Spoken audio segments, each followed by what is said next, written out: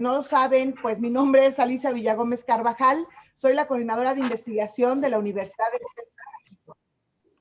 Miren, ya está siendo grabada, gracias. Entonces vamos a comenzar. Les comentaba que mi nombre es Alicia Villagómez Carvajal, coordinadora de investigación de la Universidad del Centro de México.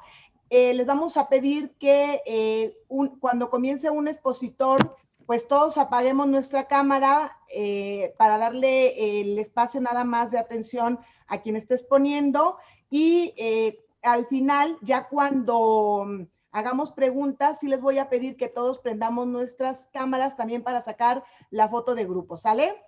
Bueno, miren, los estudiantes y las y los estudiantes que están aquí saben que USEM tiene el compromiso de hacer 4 seminarios permanentes de investigación. Estos seminarios los hacemos en coordinación con las carreras que vemos que pueden estar interesadas en el tema en específico que se va a tratar. La intención es fomentar la construcción de una cultura de investigación en la comunidad académica de nuestra universidad, y hemos logrado tener este seminario como un espacio de diálogo, de intercambio de experiencias y conocimientos entre investigadores y público en general. También buscamos que las investigaciones y las cosas que están haciendo los investigadores, no solamente de USEM, porque hacemos mucha vinculación, sino de otras universidades de San Luis o del país, hemos tenido hasta visitantes de otros países, pues tengan un verdadero impacto social, ¿no? Haya gente que pueda interesarse en la información y buscar la manera de que esto que trabajamos rinda frutos dentro de otros espacios, ¿no? Que no son propiamente los académicos. Bueno, y también como coordinadora de investigación le agradecemos la presencia y a la Coordinación de Filosofía y a la Coordinación de Administración del Deporte de la USEM, porque ellos están colaborando en la realización de estos seminarios, en este caso de este segundo seminario del año 2021, que tiene por tema tiempos, espacios y lugares sobre discapacidad. Un saludo y agradecimiento también al doctor Edgar Josué García López, coordinador permanente junto con una servidora de estos seminarios. Y en esta ocasión es muy especial, nos sentimos muy emocionados y emocionadas por la presencia de nuestras amigas del CECITE de San Luis Potosí, la maestra Gisela Espinosa Padilla, ella es coordinadora de desarrollo docente de la Dirección General, aquí presente con nosotros. Muchas gracias, maestra Gisela, por hacerse presente. Y también tenemos... Muchas gracias, maestra. Gracias. Tenemos a nuestra amiga, la ingeniera Tere Flores Delgado. La verdad es que ella, siempre que tenemos alguna duda acerca de cosas que tienen que ver con académicas y técnicas, hemos acudido con ella. Ella es directora del plantel número 3 del CECITE. Muchas gracias, Tere, por tu presencia. Y bueno, ya que hablamos de amigas, pues nos visita una activista en la promoción y protección de los derechos humanos de las personas con discapacidad. Nuestra querida amiga Catalina Torres, ella es secretaria general de la Fundación Gilberto Rincón Gallardo, capítulo San Luis Potosí. ¿Qué tal, doctor? Le busqué las personas que tenían que escuchar. Ok, pero espérese, ahí no termina, doctor, espéreme. Con cariño también, por la gran familia laboral que conformamos en la USEM, saludamos y le damos todo nuestro reconocimiento porque ella siempre está presente en los seminarios de investigación, a la maestra Dulce María Rodríguez Oros. Ella es directora de Extensión Universitaria y Egresados. De veras, Dulce, te vamos a dar como una condecoración. Muchas gracias por interesarte. Muchas gracias, Emilia. Y bueno, me permites, bienvenidos y bienvenidas. La verdad es que este tema es por demás interesante. Deberíamos estar muchas más personas aquí reunidas y bueno, pura celebridad aquí en esta reunión. Un gusto de verdad saludar a los coordinadores de estas dos licenciaturas que bueno, se unieron junto a la coordinación de investigación para hacer este ejercicio. A los alumnos que acompañan de las licenciaturas, de verdad qué gusto verlos y leer por ahí sus nombres en pantalla, la verdad es un gusto. Y bueno, a los académicos que nos acompañan de la Universidad Nacional Pedagógica de Morelos, a Gus Guevara, que de verdad todo un personaje, Gus, un gusto siempre tenerte en la USEM, por tu invaluable labor en los derechos humanos, de verdad, siempre un gusto seguirte en las redes sociales, de verdad, síganlo, la verdad. Gracias, Alicia, y éxito. Gracias. Bueno, cedo la palabra al licenciado Jesús Oliva Martínez, él es coordinador del programa académico de filosofía, y también en su momento la licenciada Luz Helena Lechuga Vargas, coordinadora de administración del deporte, va a tomar la palabra para que presente a los ponentes, que son de verdad personas muy valiosas. La verdad es que hemos tenido oportunidad de conocerlos, no solamente en el caso de los investigadores y académicos como pues en esa profesión, ¿verdad?, que exige tanto, sino en realidad en la calidad humana con la que atienden estos temas que son tan delicados, tan necesarios, tan oportunos, tan pertinentes. Agradecida con el doctor Gustavo Enríquez, sobre todo porque él fue el que me dijo: Alicia, tengo este tema, estaría bien padre que lo presentáramos.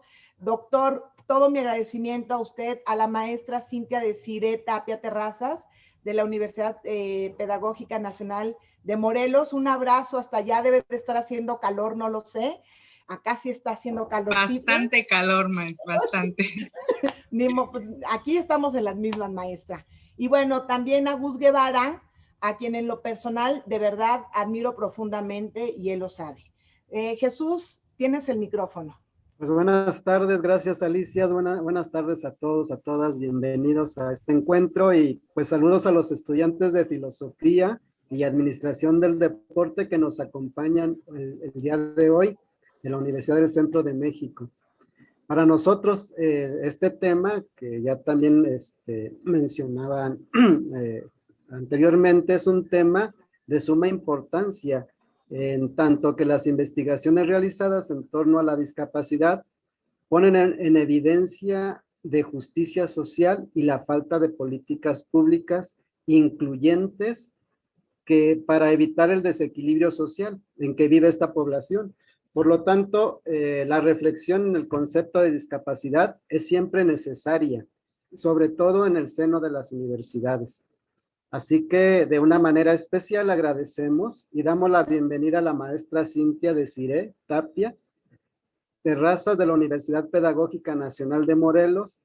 Es licenciada en Intervención Educativa de la UPN Morelos, maestra en Desarrollo de Innovación por la UPN de Ajusco y docente de la licenciatura en Investigación Educativa en la UPN Morelos, subsede de la ciudad de Ayala, Morelos. Su línea de trabajo es jóvenes docentes de educación básica y políticas educativas. Participa como investigadora en el proyecto Pandemia y Educación por la Mirada de Jóvenes Docentes en Formación y Educadores en Servicio. Pues maestra, bienvenida y gracias por compartirnos sus conocimientos. Muchas gracias. Gracias a ustedes por compartirme este espacio. Ok. Sí, maestra, usted presenta primero, para en un segundo momento presentará el doctor Gustavo. Muchas gracias. Si pudiéramos todos apagar nuestras camaritas para poder atender a la maestra. Sí.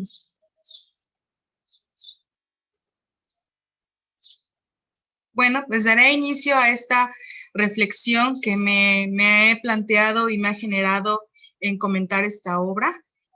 Por cuestiones también de tiempo y de control del mismo, he diseñado un pequeño texto que me gustaría compartirles y a la vez ir comentando con ustedes de esta manera.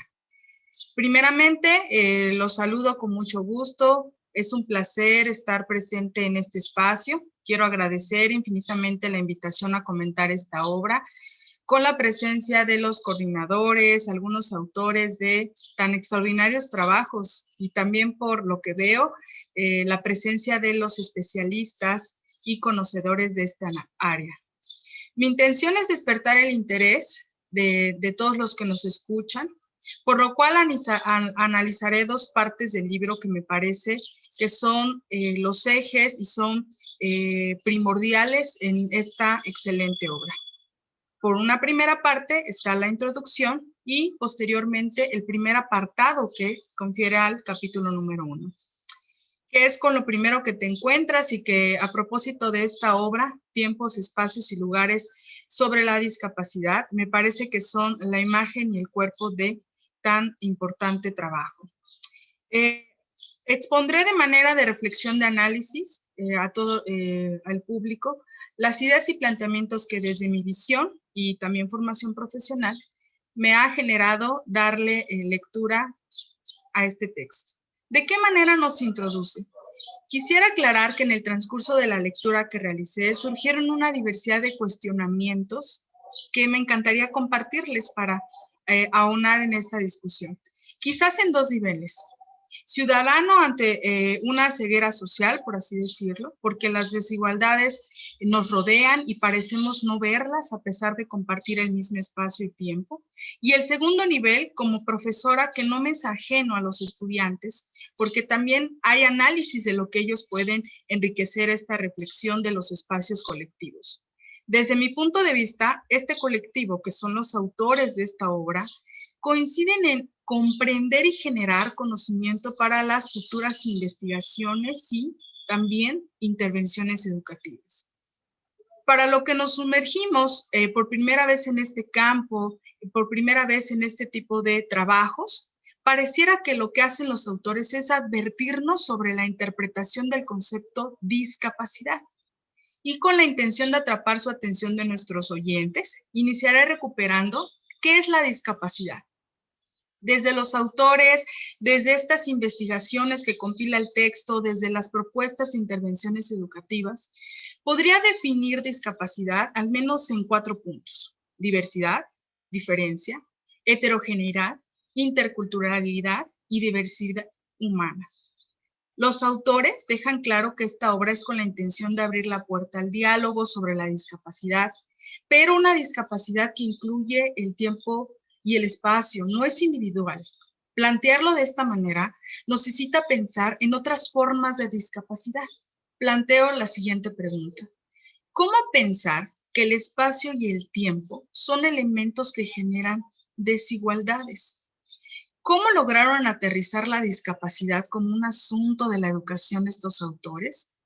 A través de las diversidades, respondería yo, pues es el eslabón que hace notar la urgencia de una agenda política sobre las diferencias sociales. Nos encontramos ante una necesidad de nuevas perspectivas, nuevas formas de mirar los cuerpos, las diferencias, culturas que no son ajenas a las instituciones educativas. Para señalar las particularidades del texto, me gustaría mencionar la importancia de las experiencias que están compiladas en el mismo, en la organización y diseño. Los autores dejan claro en la parte introductoria que la principal herramienta a forma de brújula de este trabajo colectivo es la experiencia, a lo que surge esta pregunta: ¿la experiencia del sujeto con discapacidad o de los que conviven con ella?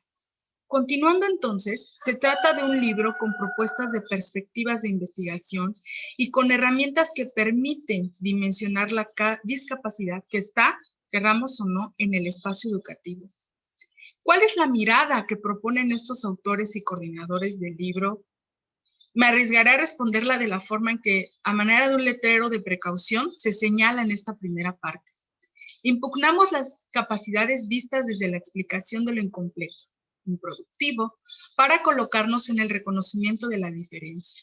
Yo agregaría lo siguiente: una diferencia política, social y cultural que también segrega, que entonces por esto se comprende que los apartados del libro se titulen Tiempo, Espacio y Cuerpo.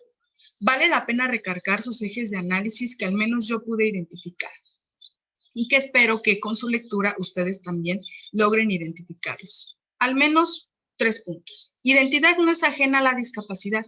La formación de profesionales con rasgos de desigualdad en el espacio universitario está presente. La atención de la discapacidad en la agenda pública y social, que es algo que también se discute. Y la transición a una nueva perspectiva sobre la educación especial, ese trayecto que ha venido marcando y que entonces convoca a transformarlo. En estos ejes, se visualizan las aristas que permiten transitar a nuevas discusiones sobre la discapacidad, pero no olvida los cimientos que sirvieron para colocarla en el centro de atención de la participación social. Para los que decidan leer este libro, quizás si el par de preguntas que les surjan, para no influir mucho en su lectura, serían: ¿en qué lugar se encuentran las personas con discapacidad? ¿Cuál es el estado que tienen las normas, legalidades a las que tienen que hacer frente? ¿Cuál es el sentido de la discapacidad en tiempos actuales? En esta profunda introducción escrita por el doctor Gustavo Enríquez e Israel Ley Arellano, nos encontramos después con la primera parte de las tres llamadas: la cultura de la discapacidad, la conformación de un proyecto democrático. En esta segunda parte que confiere al capítulo 1, el espacio universitario, que es donde se enfoca, es justo donde lo estamos conversando en compañía de nuestros estudiantes, el lugar donde figura indudablemente las desigualdades y nos remite a pensar en la inclusión de la educación universitaria. Y que es que a pesar de que estos conceptos están presentes en los discursos educativos y de gobiernos, el autor de este capítulo, Gustavo Enríquez, convoca a reconfigurar y replantear este concepto para incluir la discapacidad más allá de una palabra o de un concepto que refleje señalamiento de un desigual. Como al mencionar este concepto de desigual, me recuerda a la obra de Néstor García Canclini, que se titula Diferentes, Desiguales y Desconectados. Viene a colación esto, pues Canclini resalta la desigualdad a través de las formas de vida de los sujetos entendidas como culturas. El doctor Gustavo, quien inicia esta primera parte, utiliza un término muy interesante y peculiar: el cuerpo con discapacidad, para referirse a una persona discapacitada, y lo nombra al señalar la urgencia de una agenda social y cultural que se acerque a la realidad de los discapacitados. Plantearlo de esta manera, a mi parecer, es puntualizar que las políticas actuales, tanto educativas como sociales, carecen de visualizar que las personas son cuerpos que sienten y que sus diferencias no los debe de colocar en espacios invisibles, pero espacios perfectos para una asistencia social y liviana. Cito tal cual al autor: se reconozca su condición individual, social, política y cultural, por lo que el cuerpo también es expresión, también es lenguaje y indudablemente un espacio compartido. Conforme uno avanza en esta lectura, ya para ir concluyendo mi participación, se encuentra al igual con el concepto de identidad que se menciona al inicio de mi reflexión, una construcción de lo que es el cuerpo. ¿Qué hemos entendido a lo largo de nuestra vida por cuerpo? Hemos estado inmersos en este concepto quizás desde nuestra educación básica, ¿no? En la asignatura de ciencias naturales, con el tema del cuerpo humano, no desconocemos qué hay dentro de un cuerpo, ¿no? Hay órganos, tejidos, pero ¿cómo conceptualizar el cuerpo desde una construcción social? Ante esta pregunta, me parece que lo que plantea Enríquez cuando menciona el cuerpo coloca la divergencia en la persona, redimensiona su condición política y cultural en la forma de portarlo, es decir, la corporalidad se inscribe en un escenario donde se visibiliza su participación y su actuación, y se confrontan estos significados que socialmente han sido construidos, lo que lleva entonces a señalar que el cuerpo en la discapacidad no deja de formarse, de dirigirse y sobre todo de tomar dirección socialmente. ¿Cómo se llega a plantear una cultura de la discapacidad y para qué? Quisiera ir hacia el camino de la conclusión de este apartado, mencionando que aquí principalmente encontramos un recorrido histórico crítico que nos explica el trayecto social de la discapacidad, recuperando hechos históricos sobre las discusiones y presencia de sujetos que dan pie a reconocerlos a través de los cuerpos diferentes. Pero también se reconoce que su posición social ha sido fuertemente influenciada por la cultura, pues dejan una huella histórica importante. La discapacidad comenzó a tomar fuerza para señalar las condiciones de vida, es lo que plantea Gustavo, de una comunidad, de un barrio, ¿no? Señalarlos como parte de su cultura, pero también insertó las características de la sociedad. Por ejemplo, en el texto se mencionan algunos casos como actos de atracción social o de protagonismo cinematográfico. Estos aspectos ya mencionados, desde mi punto de vista, convocaron e incentivaron a que la discapacidad se insertara como rasgos culturales dentro de las dinámicas sociales. No hablamos de un señalamiento social hacia las personas. Lo que pone en discusión el autor es la diversidad y transformaciones de miradas hacia la discapacidad. Entonces vemos que la discapacidad logró el tránsito derivado y notorio de los cuerpos. Más adelante se enfoca en un proyecto democrático construido que aboga por identificar la influencia social en el estado actual de la discapacidad, la percepción de la sociedad, los significados que se comparten, pero desafortunadamente que también denigran y debilitan los movimientos sociales para esta protesta y atención que se han venido surgiendo. Por último, me gustaría señalar que esta obra, para quien se sumerja en su lectura, es una guía, no solamente para las personas que están viviendo esta condición, esta experiencia, sino también para los estudiantes que están en proceso de formación profesional. ¿De qué manera abordarlo? De una manera que no ha sido señalada o que no ha sido profundizada en la investigación. Refiriéndome, por ejemplo, a las metodologías y teorías que también se encuentran en los siguientes apartados, que ponen sobre la mesa el objeto de estudio de la discapacidad. Esta obra, querido público, nos permite ubicar planteamiento de problemas, enfoques teóricos, instrumentos y técnicas de investigación y dejar de lado que la experiencia es algo meramente narrativo y anecdótico. Agradezco nuevamente la invitación, esperando que mi reflexión sirva para su consulta y discusión. Muchas gracias.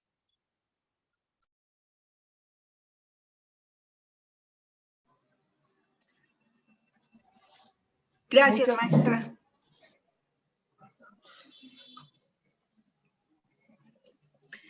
Muchas gracias, maestra. Gracias. Pues bueno, me presento, soy la licenciada Luz Helena Lechuga Vargas, yo soy coordinadora de Administración del Deporte y precisamente para esta coordinación, pensar en el cuerpo, el espacio y lugares sobre la discapacidad es un detonante para promover dentro del campo disciplinar estrategias para un sector con necesidades específicas, pero sobre todo con características y formas de vida que deben ser visibilizadas y reconocidas. Es una población que tiene mucho que aportar en la educación incluyente. Así que, pues, con todo gusto presento al doctor Gustavo Adolfo Enríquez, que tiene toda una trayectoria en la reflexión de estas temáticas. Es profesor investigador de tiempo completo de la UPN Morelos, donde imparte docencia en la licenciatura y la maestría. Doctor en Educación por la Universidad Autónoma del Estado de Morelos, maestro en Educación por la UPN Morelos, licenciado en Tecnología Educativa también por la UAM, bueno, que es la Universidad Autónoma del Estado de Morelos, línea de investigación, sus narrativas, políticas y procesos sobre la diversidad en educación.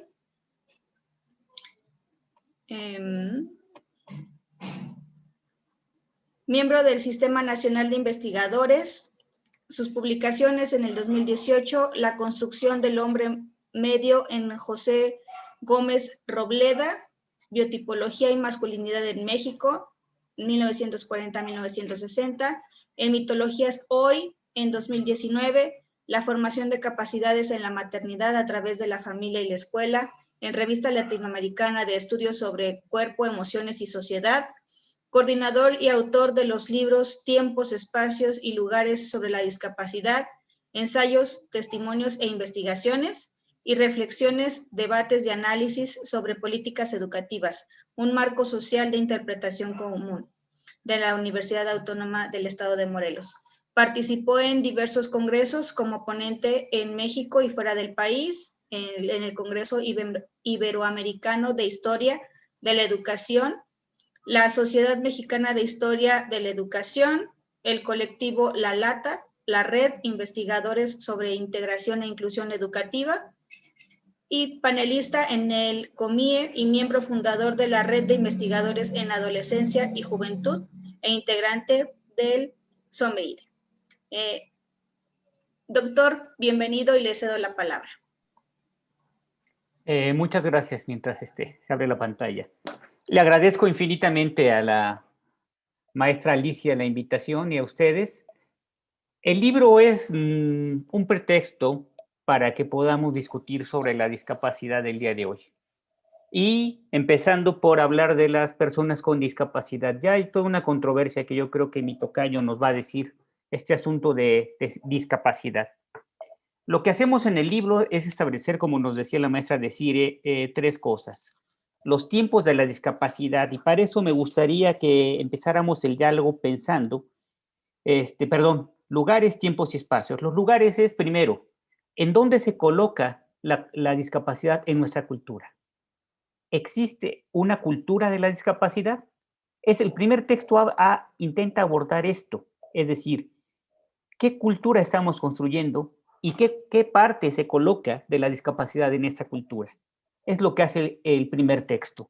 En el segundo texto lo que se hace es hablar sobre el cuerpo, la lengua y la educación en el caso de las comunidades sordas. Es decir, ¿en las comunidades sordas existe una lengua?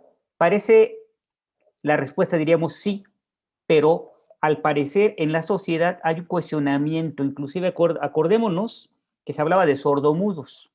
El día a día ya se ha discutido este asunto. En ese texto lo escribe el doctor Johann Christian Cruz Cruz y nos invita a reflexionar sobre esta cuestión del cuerpo, lenguaje y educación en la comunidad sorda.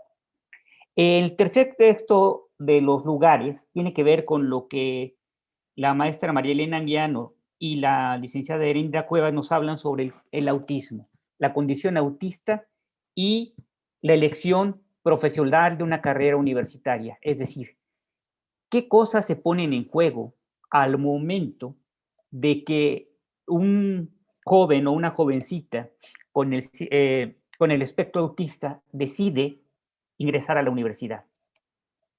¿Qué condiciones permiten que esto se lleve a cabo? Esto entonces nos coloca en 3 lugares que tendríamos que seguir pensando, en dónde estos lugares nos ponen. El segundo, los tiempos. El doctor Tonatiuh, que por aquí está presente, que es también coordinador de la obra, muchas gracias por estar aquí, nos habla acerca de los fallos de la Corte, es decir, el tiempo actual y el tiempo de las leyes actuales, en donde está colocando a las personas con discapacidad. Para el caso que le interesa al doctor Tonatiuh, Laia Arellano, tiene que ver con el autismo. Es decir, ¿qué se está tomando en cuenta a la hora de decidir en las leyes, normas y reglamentos sobre la discapacidad y las personas con discapacidad? Es decir, ¿qué estamos pasando en las universidades con esa normatividad que ya existe, pero que vemos que en la realidad hay muchos tropiezos para llevarla a cabo? El segundo texto de esta parte de tiempos que lo escribe la doctora Marisol Arroyo, que también por aquí anda, agradecemos su presencia, tiene que ver con esta situación política de la inclusión educativa en la educación especial. ¿Hasta dónde se está llevando a cabo esto de incluir a niños, niñas, jóvenes en las escuelas? ¿Qué está pasando con esta situación? Es lo que nos presenta este texto de tiempos. Y finalmente, los espacios. Hay 2 excelentes trabajos que se presentan aquí. Uno tiene que ver con la infancia con discapacidad, la subvaloración de los cuerpos a otro modo de ser. La doctora Cecilia Martínez, que también nos acompaña por aquí, discute este asunto acerca de qué pasa con los niños en condición de silla de ruedas y qué pasa con sus cuerpos. ¿Cuál es el valor que se da? Y cómo estos niños, a pesar de todas estas múltiples ideas que tenemos sobre su condición, empiezan a reconstituir su cuerpo y su vida. Por ejemplo, enfatizan los brazos como una parte muy importante en su cuerpo. Y el último texto de espacios tiene que ver con la accesibilidad y la inclusión educativa y cultural de las personas con discapacidad en los Altos de Jalisco, que escribe Casimiro Arellano Cruz, que es un joven también que en condición de silla de ruedas. él reflexiona sobre qué tan accesibles son las instalaciones para las personas y qué tan fácil ha sido para él ingresar a la universidad. Me parece que hay entonces varias preguntas que tendríamos que hacernos. ¿Qué cultura estamos generando? Estos cuerpos que tenemos y los cuales no podemos quitar, sino que expresan lo que somos, esta condición del autismo y las leyes, ¿qué tendríamos que hacer para generar otros espacios o cómo hacer que esas leyes realmente se cumplan? Las decisiones profesionales de los jóvenes y jovencitas con autismo, ¿a qué se tienen que enfrentar? Y terminar, ¿el cuerpo con discapacidad es valorado o subvalorado? Y finalmente, ¿qué tan accesible y qué tanta inclusión se da a las personas con discapacidad en la educación y en los espacios culturales? Dejo esto como preguntas e incitándolos a que se acerquen a la obra y empecemos un pequeño diálogo sobre esto que hemos iniciado la maestra Desiree y en mi nombre también yo, y agradecemos a los autores que también por aquí están, a la doctora Cecilia, a la doctora Marisol y al doctor Tonatiu que nos acompañan. Gracias. Muchísimas gracias, doctor. Sí, les comentaba que como parte del seminario, el doctor Gustavo quería hablar de discapacidad, pero ellos ya tienen una obra, es un trabajo que el doctor nos acaba de compartir en la liga. Les recomiendo de verdad que lo bajen, es importante, creo que nos deja, doctor, muy interesados en poder accesar a esta información. Y siempre que hacemos una presentación, la coordinación de investigación, buscamos también que participen personas que tienen que ver con el tema de manera muy cercana y muy sensible. Por eso es que vimos la oportunidad de que Gus Guevara nos volviera a visitar.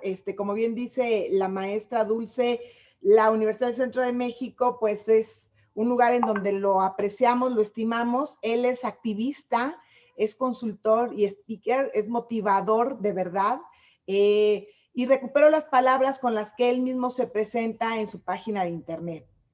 A ver, Gus, lo voy a leer, no como lo harías tú, porque la verdad es que yo te he escuchado en foros que me has dejado con la boca abierta. Bueno, desde que tengo memoria me he enfrentado a la desigualdad por vivir con una discapacidad. He sentido y he sido testigo del rechazo, la discriminación y exclusión. Situaciones que me motivaron a trabajar en un mundo más justo y empático para todas las personas. Soy un idealista. Estoy convencido que todas las personas somos distintas, pero tenemos el mismo valor. Soy alguien que lucha por las injusticias, que no se queda callado, que no está dispuesto a replicar y tolerar discursos y acciones de odio que por años hemos omitido y normalizado. Soy uno de esos que llaman locos, porque cree que puede cambiar el mundo. Gus, tengo que decir que esto que acabo de leer, lo deberíamos de leer todos en voz alta, porque es también un ejercicio de empatía, ¿no? Te agradezco mucho que estés con nosotros y te cedo la palabra. Muchas gracias, Gus. Gracias, muchas gracias, Alicia. Buenas tardes a todas y a todos. Qué gusto estar aquí. Buenas tardes a autores, doctores, doctoras.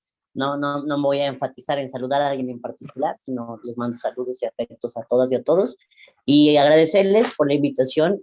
Para mí es un ejercicio nuevo el hecho de tener este tipo de práctica. La realidad es que me gustó mucho. Creo que es muy necesario enfatizar el que se hable de estos temas, el que se teorice de estos temas, la teoría en español y en Latinoamérica sobre discapacidad, sobre diversidad funcional, pues estamos todavía como muy rezagados, muy rezagada, aún falta mucho, aún hay mucho desconocimiento, estamos un poquillo atrasados ahí, pero es bueno que haya impulsos y que haya este tipo de foros, de espacios y de intenciones, ¿no?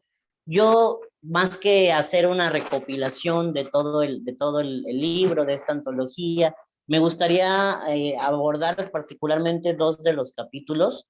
porque me parece que son muy apegados a mi práctica, a mis vivencias, y creo que no soy de la idea de no hablar por otras personas, sino bien hablar desde tus realidades y desde ahí compartir, ¿no? Entonces, voy a tomar dos capítulos de referencia y voy a tratar de hacer una conjugación y una conjunción. El primero, evidentemente, es justamente posterior a la introducción, el primer capítulo en la parte 1, primera parte que es lugares, es la cultura de la discapacidad, la conformación de un proyecto democrático. Aquí, híjole, me hace mucho sentido, me hace ruido, me confronta el tema de la cultura de la discapacidad, que es la construcción del discurso, el término y el concepto y la idea colectiva que se tiene sobre la discapacidad.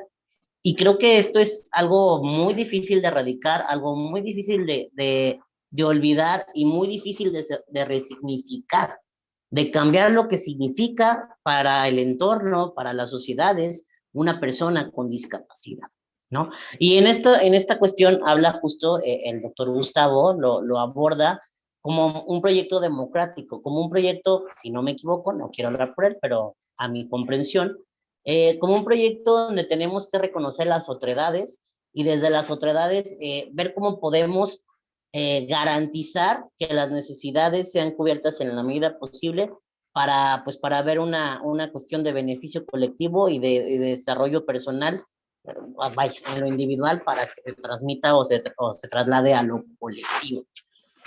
Me parece un reto, y me parece también muy importante cómo hace este juego correlación al sistema capitalista, que estoy completamente de acuerdo.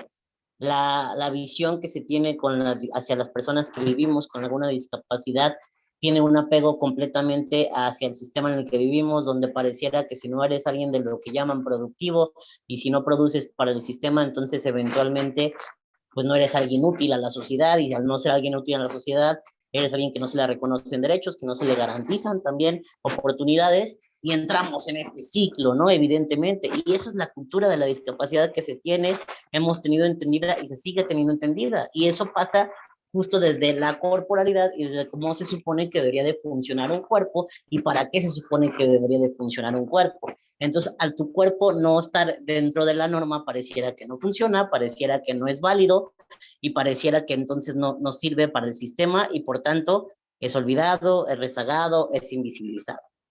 Y justo hablando de cuerpos, quiero también abordar y hacer un énfasis en la tercera parte, que es espacios. El título del capítulo se llama Las infancias con discapacidad, de la subvaloración de sus cuerpos a otro modo de ser. Estoy completamente de acuerdo, y esto también retomo el primer capítulo donde el doctor Gustavo, y en este caso, bueno, no sé si la doctora Cecilia, abordan ambos sobre la socialización y cómo la socialización empieza a legitimar, cómo la socialización empieza a garantizar y a dictar incluso el rol que juegas en la sociedad, ¿no? Al un niño, una niña, un infante con discapacidad tener una diversidad en sus funciones, en su corporalidad, le llaman aquí especificidades. Eso me hace un poco de ruido porque me parece que cada cuerpo es muy específico, pero bueno, le llamamos especificidades, y justamente cómo esto va construyendo un discurso y va construyendo la existencia. Pareciera que aquellas personas que existimos con discapacidad siempre hemos sido vistas y seguiremos siendo vistas, al parecer, desde la otredad.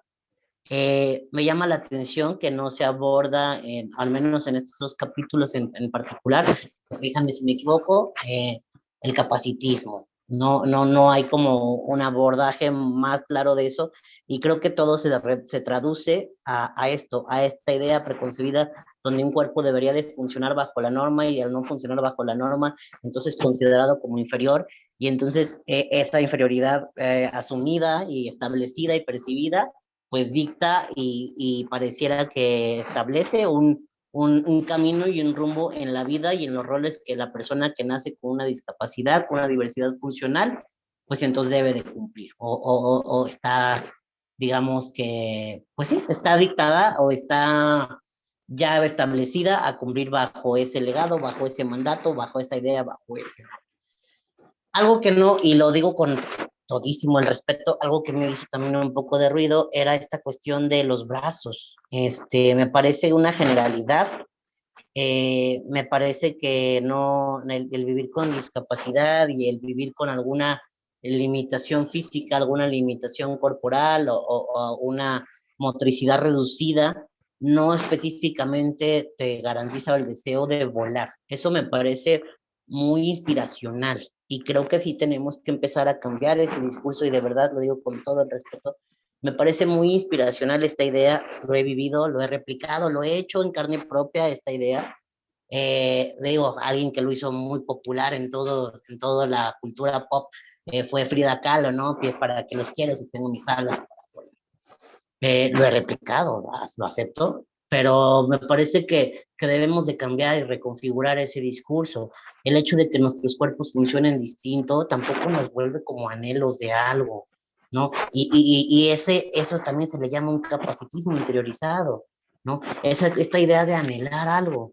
Yo creo que debemos de empezar a dejar de normalizar y normar qué debes o no debes hacer, qué debes o no debes anhelar, o lo que la sociedad te dicta que debes de vivir o cómo lo debes de vivir y cómo debería de funcionar ese cuerpo y qué deberías de anhelar, ¿no? Al final del día, en este momento, la evolución humana del Homo sapiens sapiens no le permite volar a ninguno, ¿no? Por sí solo.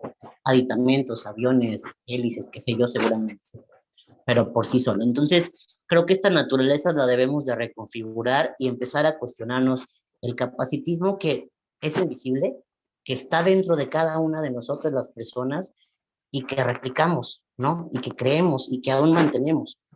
Hay un discurso ultracapacitista y eugenésico que aún se marca y que nadie lo discute, nadie, absolutamente nadie, ningún grupo, ninguna ideología, donde si una persona va a nacer con discapacidad, es preferible que no nazca. Entonces, desde ahí, desde el nacimiento, desde la existencia, desde la preexistencia de la persona, pareciera que se condiciona y pareciera que nadie discute ni nadie pone en tela de juicio esta creencia. Entonces nos deja muchas ideas capacitistas desde el nacimiento y bueno, ahí vienen una cadena de cosas que entonces habría que revalorar y reconfigurar y repensar. Muchas gracias. Muchas gracias a ti, Gus. Si ustedes gustan, pueden prender sus cámaras y sus micrófonos. Justamente esto era lo que se busca, ¿verdad? Un diálogo. Gus, tú estás en una situación que además también te da un punto de vista cercano, ¿no? A lo mejor ahorita hay gente que probablemente no te conozca, pero tú tienes un programa en radio. ¿Cómo se llama tu programa? En la silla con Gus, ¿sí? Sí, así es. Es un programa en streaming, sí. Hay diferentes invitados, invitadas, y los invito a sentarse un ratito en la silla a dialogar. Y Gus, ¿podrías decirnos por qué se llama así? Es que desde aquí no se alcanza a ver.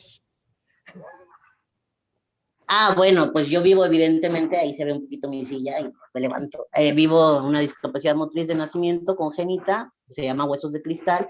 Mi cuerpo es frágil en su totalidad, cada uno de mis huesos. Me he fracturado más de 80 veces, he vivido diferentes lesiones y mi corporalidad, pues no camino, no soy bípedo, pero tengo cuadrúpedo, tengo 4 ruedas. Y justamente esa cuestión me ayuda, bueno, mejor dicho, no me ayuda. Esa cuestión hace que yo viva esta condición de discapacidad, hace que mi cuerpo no esté bajo la norma y que evidentemente la función de mi cuerpo es totalmente distinta a la mayoría de los cuerpos, desde su fragilidad o su fortaleza, como lo queramos ver, hasta su tamaño, hasta sus formas, ¿no? Entonces, esta corporalidad pues me ha abierto y me ha dado una perspectiva de vida distinta y también me ha ayudado a entender muchas otras cosas que normalizamos y que quizá deberíamos empezar a cuestionarnos más. Muchas gracias. Bueno, y entonces abrimos los micrófonos. No sé si quisiera tomar la palabra alguien, alguno de los autores o el doctor Gustavo o la maestra Desiree, o preguntas. Está totalmente abierto a quien quiera tomar la palabra. Doctor Gustavo. Primero, pues muchísimas gracias, tocayo, si me permites. Sí, tienes toda la razón en la parte del capacitismo. Yo lo leí después, este texto lo hice como del XVII. El capaciticismo es más viejo, pero yo no lo había leído. Apenas he estado leyendo esas cosas y sí, es parte de todo este asunto que dices, sí, coincido contigo. El caso de la parte de los brazos, ahí Cecilia también está en silla de ruedas y ella hizo curiosamente una investigación con niños en silla de ruedas. Eso a lo mejor ella conteste su posición de lo que respecto a este asunto, ¿no? Y esto que comentaba Gustavo, yo creo que es muy importante. A lo mejor ahí por Tonatiuh podría decir también algunas cosas de política, ¿no? Es decir, el texto ofrece, cuando lo hicimos, una perspectiva de lo que entonces consideramos que era una parte importante. Yo lo reescribí otras cosas. Este asunto también de la fragilidad que se está y de los DISCA que están ahorita ya discutiendo, o de la normalidad oligárquica, que por ahí lo hace el Alexander Garza, que también es otra cosa que, es decir, esta idea de que todos seamos bajo unos rasgos, hay que cuestionarlo. Este asunto que si no somos productivos, también hay que cuestionarlo. Tenemos que replantear las cosas desde los cuerpos, porque es una lectura que es importante hacerla, ¿no? Darle un giro a lo que se está haciendo ahora, que el giro corporal, es decir, establecer este cuerpo con el que vivimos y con el que experimentamos experiencias, y estas diferencias que son palpables en él, para empezar a reconsiderar todos esos asuntos sobre el ser humano, y en especial con tenemos que cuidarnos también estoy de acuerdo. Por eso creo yo que lo democrático no es el asunto de acciones, no es el asunto de los... Ese es un asunto de construir colectividades, y las colectividades siempre deben estar en constante cambio, porque las ideas también son así. Tenemos que reconsiderar esas cosas. Que sea una idea de qué hay que hacer hacia el futuro. No quiero abusar del micrófono porque creo que algunos de los compañeros que están aquí quieren comentar algo. Yo nada más diría eso. Gracias y agradezco la lectura infinita. Muchas gracias. ¿Alguien más? Maestra Cecilia, ¿cómo está? Buenas tardes. Hola, buenas tardes, Gus. Un gusto conocerte. Es bueno que ahora sí que conocer otras lecturas, ¿no? Porque eso pasa en la investigación, justamente reconociendo que este es un seminario de investigación, es qué haces con lo que te encuentras, ¿no? Cuando tú vas ahora sí que tú tienes una idea de qué es lo que quieres investigar. A mí me llamó mucho la atención esta representación del cuerpo que hizo un niño con espina bífida, y que era un niño de 12 años, que bueno, una de las cosas que estoy tratando de justamente también de trabajar es qué es lo que podía hacer y no lo que no podía hacer, ¿no? Entonces, bueno, él hace un dibujo y es una representación de un cuerpo que es prácticamente una línea con dos pies en la parte de abajo y luego unos brazos muy similares a las alas. Así, o sea, unos brazos, o sea, así verdaderamente. Entonces, bueno, yo recopilé los dibujos que encontré y bueno, te digo que en la investigación es eso, o sea, ¿qué haces con esos datos que ves, no? En este caso yo tenía entrevistas, tenía los dibujos de los niños, porque tenía que descifrar el lenguaje figurativo, tenía todas las teorías y todo lo que había leído. Este término justamente de especificidades de Vygotsky. Y bueno, lo traía también a Vygotsky por aquí. Y luego ya saben, cuando uno empieza a leer, hay una y otra lectura, uno lee antes de ir al campo, luego ya cuando tiene uno los datos, vuelve a leer y ve que puede como acomodar. Y justamente entonces fue cuando empecé a ver este rasgo del lenguaje figurativo de los brazos extendidos. Y dije, ¿por qué? Y bueno, eso es cuando tú preguntas a los datos, ¿no? ¿Cómo los puedo explicar?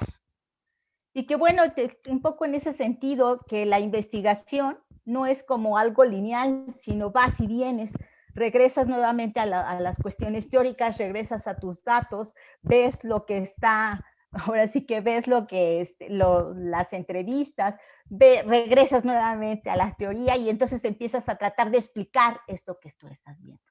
Y sí, a lo mejor tienes razón y ahí está más, todos tenemos sueño de volar, todos, yo creo, porque si no, no se hubieran inventado y si no, el hombre, el ser humano en general, no hubiera inventado todas las máquinas que justamente lo llevaran a eso, definitivamente. Sin embargo, justamente se ve, y ahí encontré unas líneas de Vygotsky que prácticamente lo decía claramente, ¿no? O sea, el niño con dificultades para caminar va a tener justamente como mecanismo de compensación el deseo de volar mucho más, ahora sí que mucho más significativo, mucho más claro para él, ¿no?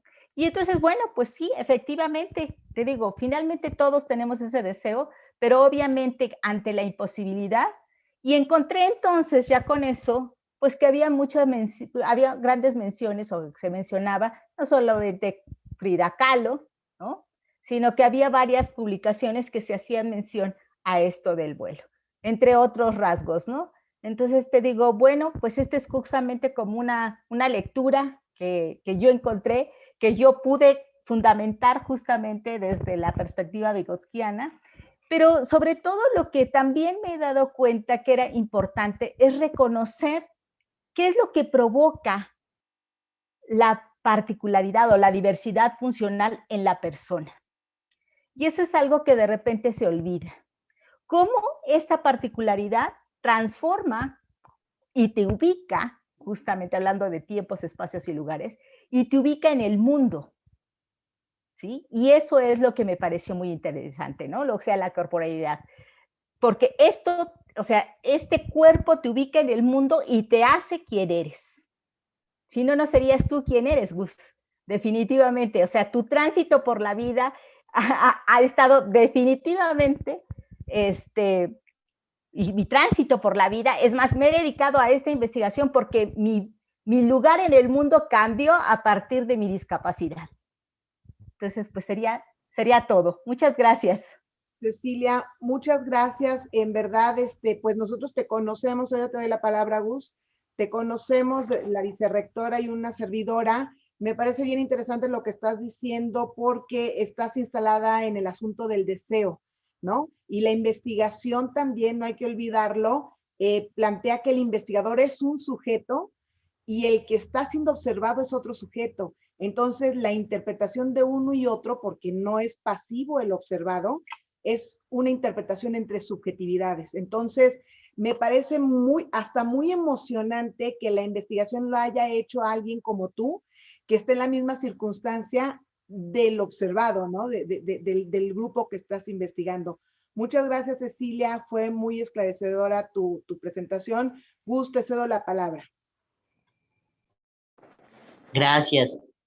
Yo nada más quiero como que no se malentienda, porque no era la intención como confrontar o deslegitimar, solo era como, a mí me hizo ruido, no la creación, de hecho se agradece y me encanta el texto, quiero aclarar eso, sino el hecho, o sea, la construcción, o sea, ¿qué está pasando para que aún niñas, niños que nacen con una discapacidad, sigamos creyendo y sigamos anhelando y sigamos aspirando a esto? O sea, creo que desde ahí parte mi cuestionamiento, no precisamente hacia el trabajo per sí. Y totalmente, yo estoy de acuerdo con usted, maestra Cecilia, de esta idea de justamente desde la existencia, ¿no?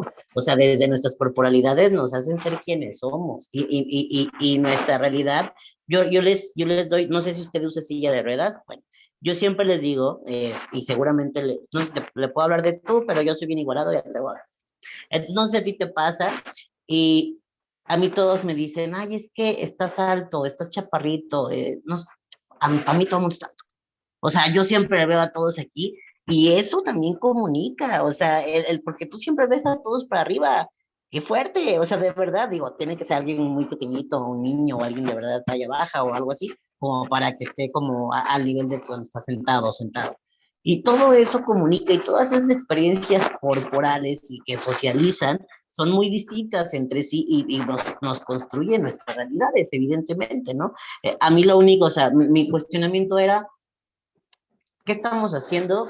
Tal vez no me expliqué bien y por eso lo recalco. ¿Qué estamos haciendo para que siga pasando esta especie de anhelo y para que siga ocurriendo esta especie desde la construcción desde el que no puedo hacer, en función desde lo que no puedo hacer y no en función desde lo que sí puedo hacer? No sé si me expliqué. Entonces, pues le agradezco mucho y bueno, nada más quería como aclarar. No, Y no te gracias. angusties, mira, estás en realidad entre una comunidad de que justamente lo que buscamos es que haya oposición, porque la única forma de que las cosas avancen es que haya una reflexión crítica. Entonces, qué bueno que lo dices. Y fíjate, ahora que lo dices, sumas más cosas más interesantes que deberían de seguirse trabajando y que este es un grupo que es súper trabajador y lo van a hacer. Eso que estás diciendo de vemos a todos para arriba, claro que tiene una repercusión, un impacto.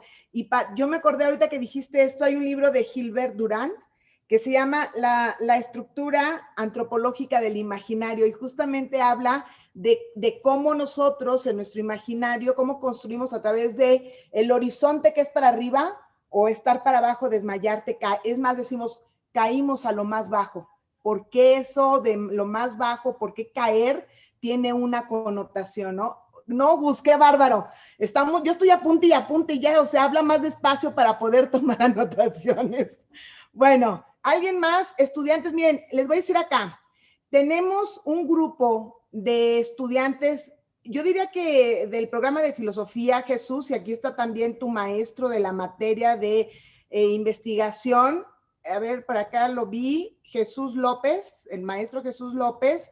En realidad, mis respetos, es un grupo, es una carrera que, digamos, ya tiene algo avanzado en sus intereses de investigación. Yo veo que esto es, pues, temas de investigación que ellos podrían recuperar en cualquier momento, muy bien motivados también por sus maestros.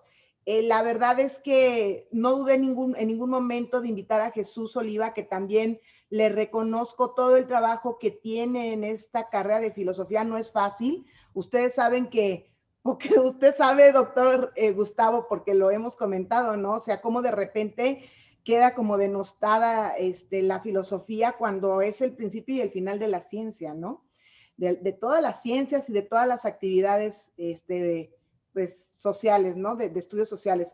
Una pregunta más, ¿alguien tiene alguna observación, reflexión, algo que nos quisiera compartir? Catalina, también por allí sabemos de tu activismo, ¿tienes algún comentario?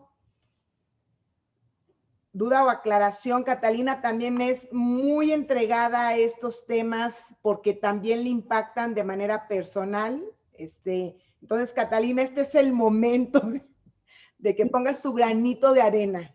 Ya bajé el libro, yo preferiría primero leerlo, porque si no, pues estaría hablando de cosas que no sé, pues, ¿no? Entonces, ya lo bajé, ya lo guardé y pues espero leerlo próximamente. Sí, no se preocupen porque justamente lo que yo le comentaba al doctor Gustavo cuando organizamos esta presentación era que este es un seminario, entonces lo que ponemos son ideas en la mesa y el pretexto es la presentación del libro, pero si ustedes se fijan en la invitación no decía presentación del libro, más bien con los temas que se han desarrollado, que quedan a la mesa, está abierto el diálogo, también los estudiantes que no se sientan como que yo no lo leí, no lo habíamos compartido, pero ahorita justamente aquí está el link para que lo bajen en sus computadoras y puedan echarle ahí un ojito.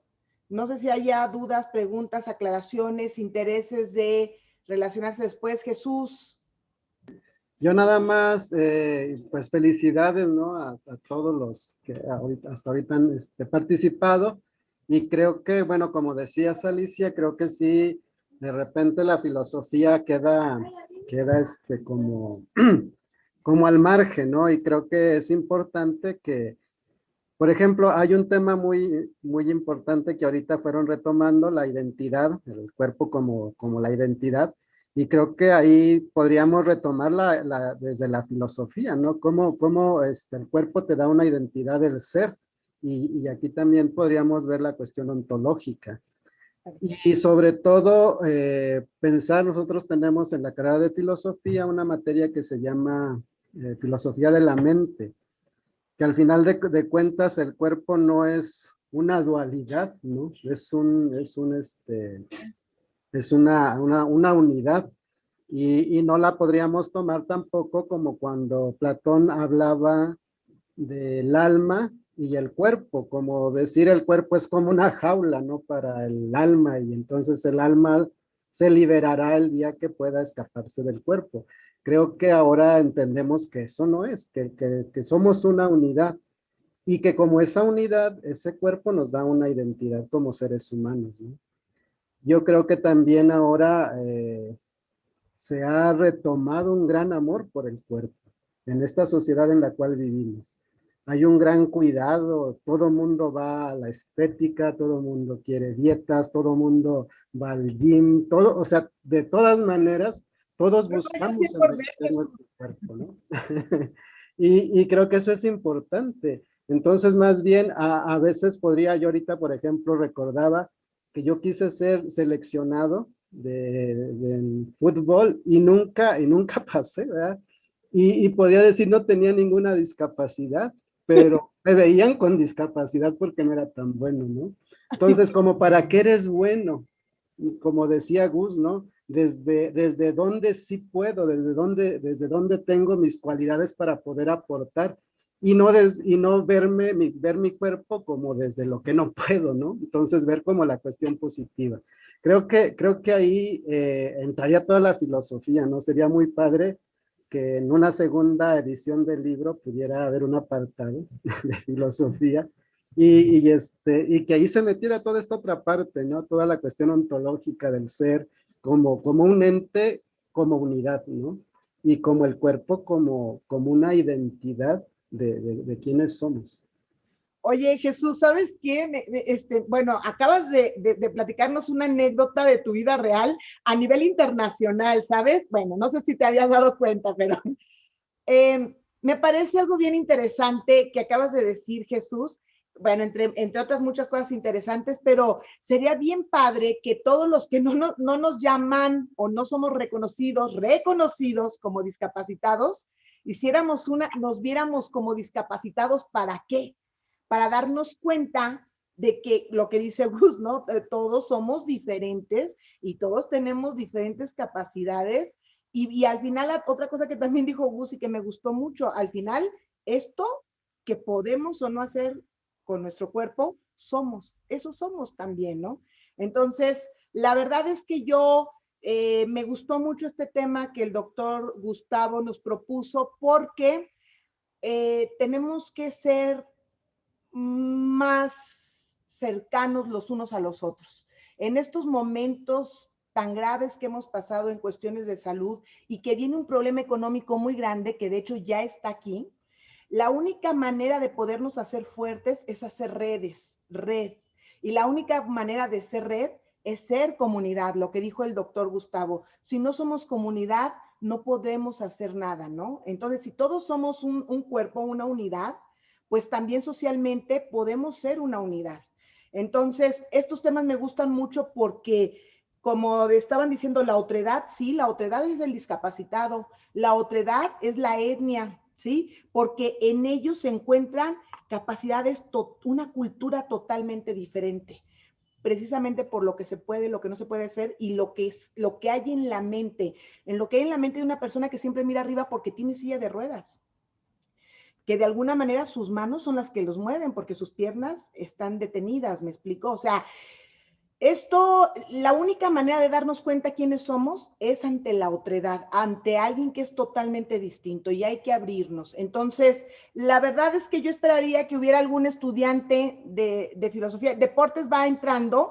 Yo quiero decir aquí una cosa. Luz, cuando le dije el tema, me dijo, aquí ahorita Luz nos podría juntar gente de derecho, de ciencias políticas y de deportes. Y me dijo, Alicia, vamos a trabajar con deportes, vamos a meterlos a ellos porque es un tema que tiene que ver con el cuerpo y claro, tiene toda la razón, ¿no? Entonces, no sé si algún estudiante, ellos van incorporándose más bien como en estos temas de investigación, pero que no les den miedo, o sea, han tocado temas de corporalidad, de trabajo, entonces, si tienen alguna participación, bienvenidos, este es el momento.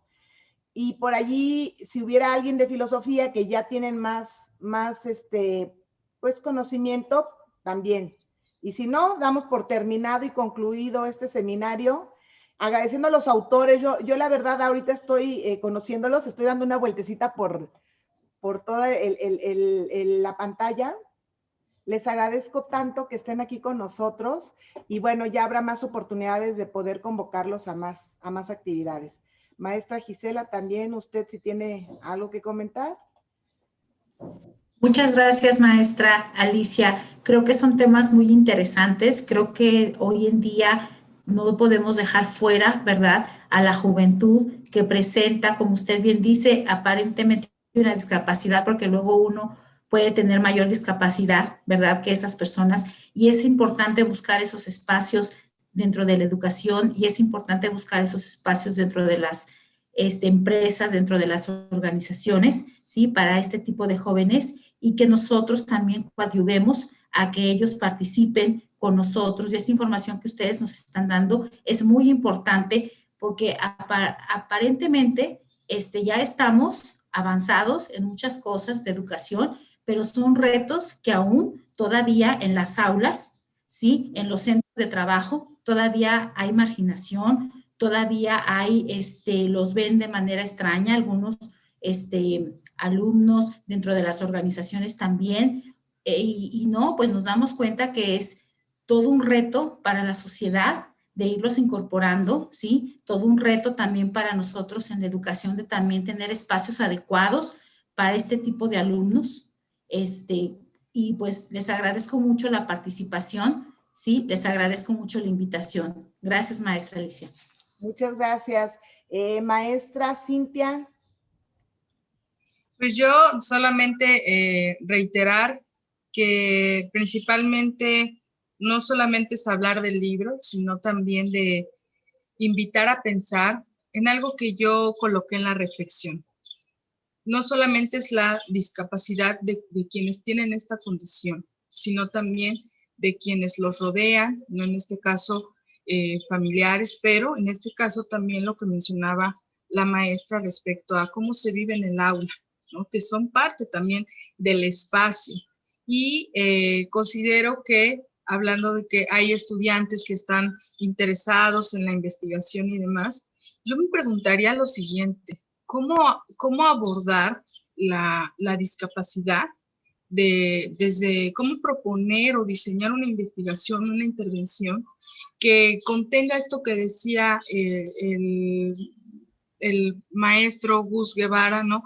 Que mencionaba, a ver, es que no es solamente que se vea como algo que se anhela o como la imagen tradicional, la imagen que han tratado de quitarse, ¿no? Es un espacio de oportunidad, es un espacio de reflexión, pero también es un espacio emergente que hay que atender, y por eso el análisis que hay sobre las políticas educativas, las políticas públicas que están tomando en cuenta o intentan desde su percepción de discapacidad atender esto. Entonces, valdría bien la pena también pensar qué se está haciendo, por ejemplo, en estos seminarios de investigación para cuidar que no se caigan en esas visiones tradicionales junto con los estudiantes y que entonces aporten a que la discapacidad, como se señala en el libro, es diversidad, pero no porque sea diversidad sea un espacio para excluir, sino más bien para recuperar e incluir en la sociedad.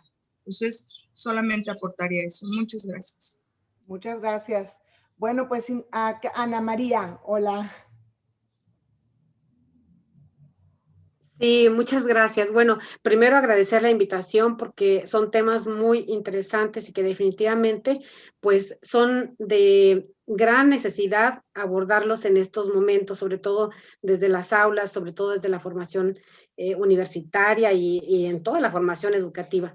Entonces, nada más algunas ideas porque me surgen un montón de ideas que digo, a ver, ¿de dónde empezamos?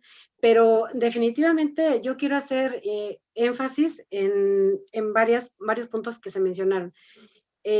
Cuando nosotros hablamos en filosofía de teoría y práctica, entonces definitivamente sabemos y tenemos la idea de que tenemos que hacer esa,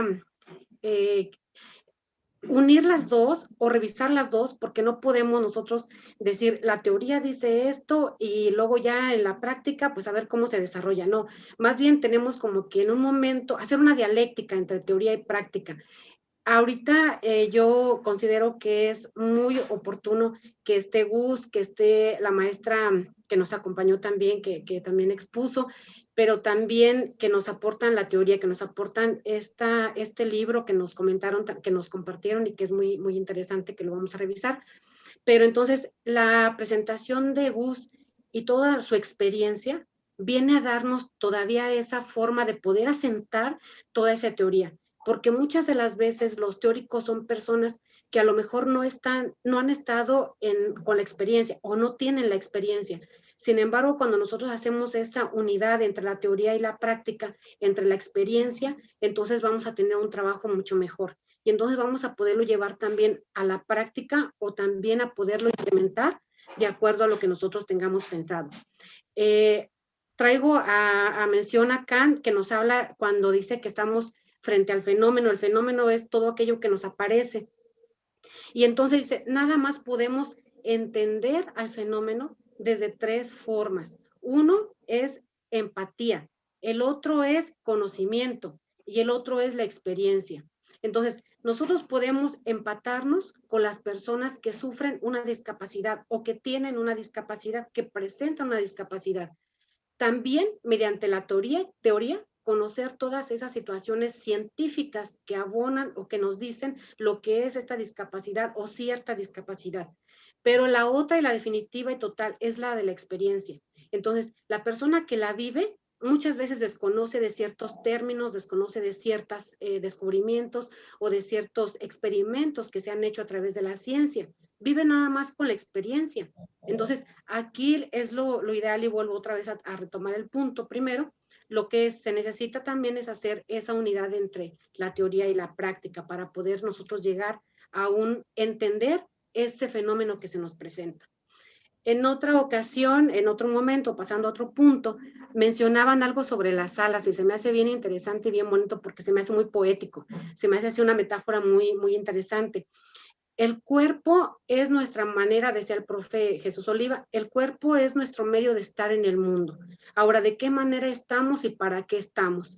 Entonces, necesitamos como que también tener como que todas esas ideas. Aquí estoy, pero ahora, ¿cuál es mi finalidad? ¿Cuál es qué es lo que quiero hacer? ¿A dónde voy?